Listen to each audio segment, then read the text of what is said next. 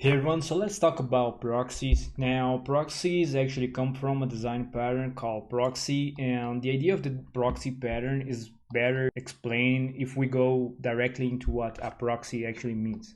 So the word proxy actually means someone having the authorization to do something in behalf of someone else. Let's imagine that we have an election for something. And let's say that we have this guy here with the hat and a mustache called, let's call him John, right? So we have John here, and John could actually go there and vote. So what a proxy in this scenario would mean is that we have John here, but instead of John going there personally and voting, we could have, let's use this other guy with a hat here. Let's call him Joe, and we could have Joe vote instead of John. Now Joe is actually acting as a proxy of John. So Joe is actually a proxy of John, right? Because Joe is actually voting instead of John. In JavaScript, what that means is that imagine that we have an object here called person, and we have the age and the name, right? And let's say that we also have Joe here with his mustache and his hat actually trying to access your object, right? So he says, give me the age, right? And you return him 21, right?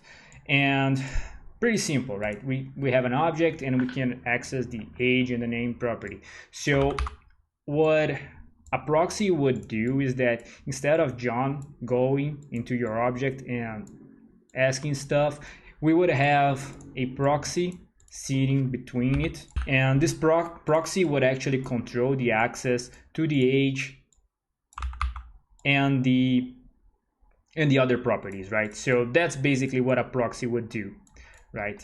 So instead of directly accessing your object, John would actually access a proxy of that object which controls everything. To give you a real example of that, imagine that we have a person called John and an age, right? Just an object. And JavaScript actually has a proxy object built-in where you can actually just use it to do all your proxy work. So the first argument is actually the object that we want to proxy. So we want to proxy the person object, right? And the second, the argument that it receives is the handler. So we have a person handler because we need a handler which will basically be that guy here. So we are creating the proxy here. So person handler equals, we have get, we can get stuff, right? So we have get and set, which are base properties of objects in JavaScript. So basically what we want to do is whenever the user gets a property, let's console log and also receive the parameters that we need. So receive a target and a property. So let's say accessing the property,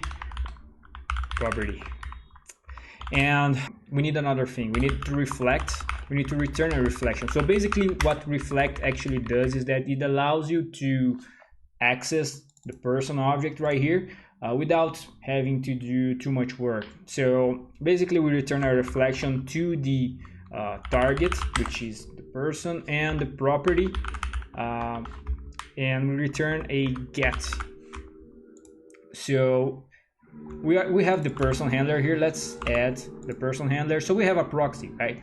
So if I try to actually change the proxy, which is this guy right here, if I change actually read the proxy.name, let me console log it, you will see that we actually are accessing the property name. And if I do that for age, you can see that we are accessing the property age, which is 15, right?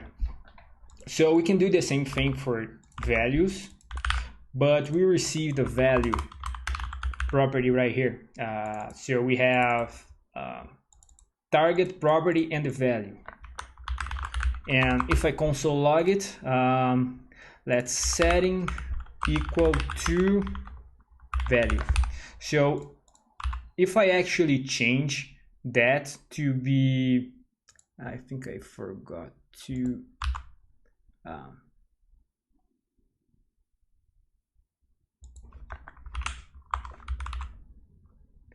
So console log it. Let's set the value proxy.age equals 30, and if I console log the age again, right, so we have the proxy. So I actually forgot to use reflect.set, right? So now it's setting the value to be 30, right? Setting the property age equals to 30. So we have getters and setters, which is basically this, right? We are proxying the access to the person object. Now you may be thinking, okay, I got the idea, but what can we actually use that for? The simpler idea that I can give you is we can use that to control and also define default behaviors, right? So let's say that we have a can drive here, would be true, right? Someone has to be greater than or equal to 16, to the age of 16 to actually drive. So let's say we wanna automatically set this value depending on the value of age. So we can do if property equals age, we want to automatically set the value of can drive to be equal to value greater than or equal to 16. So that's the idea, right? So if we set the age to be 30 and we actually access the value of can drive, you can see that the person can drive, right? Right. So if I actually set the age to be 12, right, this person cannot drive. So if I console log it, you can see that it's false. So for example, Vue actually uses proxies. If you read through their documentation, specifically the section how reactivity works in Vue, you can see that they actually use proxies. In Vue 3, proxies are used for reactive objects getters and setters, right? Getters and setters. So that's basically what we are doing. And if we want to actually create something similar, of course, it's not complex as Vue. I just want to give you an idea of what we could actually use that for. So let's say that we want to subscribe to the value of an object, and whenever that value changes, we update the UI, which is basically what a lot of libraries actually do, right? So let's do that. So the first thing that I actually want to do is create a function. Let's call it, I don't know, JavaScript framework UI updater, I don't know, something like that, right? So let's create that to be a function, and it would basically receive an object to listen, and also let's say that we want to receive the element that we want to update, so HTML element, right? So basically, and also let's set that to be uppercase. So basically what we want to actually do is we would have a new proxy here, and we want to listen to the object, but we have to create the handler, right? So let's create the handler first. Handler equals to this. Actually, we just need the set target property and the value. And whenever we set a value of this object, we want to actually update the UI, right?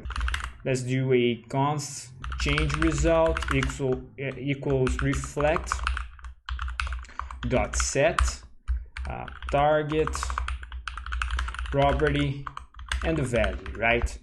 And we also want to update the UI after doing this change. So let's update HTML element dot inner HTML actually equals to change let's do reflect dot get target and property, right? And then let's return change result. Let me create the getter just to make sure that just to have an example here, target and the property, and then let's do the same thing here, right? Okay, so we have the base handler created. Let's return the new proxy here. So we have the JavaScript framework UI updater here. the greatest JavaScript framework of all time. So basically what we want to do right now is to actually use that, right? So if I go into index.html here, I already have something set up. I created a count value, a title, which is where I want to actually print the data, and I have an increment and a decrement button here. So let's create a counter, right? Let's create a counter object, and then we have a value, right, which starts with 0. So pretty simple, right? We have a counter and we want to print the counter value in this h1 here, and we also want to increment and decrement the value depending on what the user clicks, right? So what we can actually do right now is let's create const counter reactive. Let's use JavaScript framework UI updater and let's set the object to listen. We actually want to listen to counter object, and we also want to set the HTML element to document.getElementById and the count value here, right? And of course, if we want to create something more complex, we probably want to add which value we actually want to listen here, but I just want to give you guys an example of how that works. So let's just update the UI directly, and let's say counter reactive dot value equals to 2. Just we have something to start working on, and I have that open here. You can say that we have 2 here. If I change the value to be 99, we have that value here. So it's working, right? It's proxying true. And now let's add the functionality of the increment and decrement buttons. So what we can actually do is document get element by ID. So increment add event listener. Let's listen to clicks there, and let's add whenever the user clicks the data. Let's say that we wanna increment the data, right? We want to increment the counter. So counter reactive, let's add 1, and when we decrement, we want to do the same thing, but we want to -1. So we have that right here. Counter reactive dot value, right?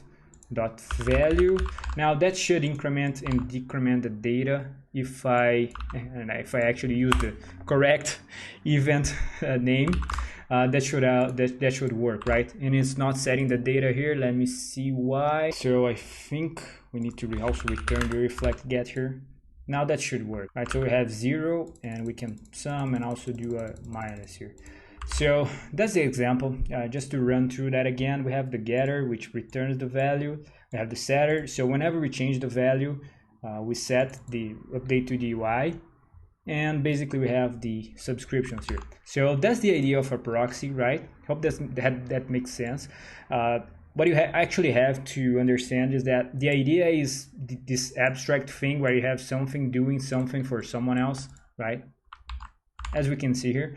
And another library that actually uses that is Zimmer, which creates a proxy and works with drafts. This is actually used in RTK. I think this guy right here is actually a proxy, right? So here the basic idea is that with Immer you apply all your changes to a temporary draft, which is a proxy of the current state. So just to show you guys that this is actually used a lot in libraries. So I hope that makes sense. Have a good one.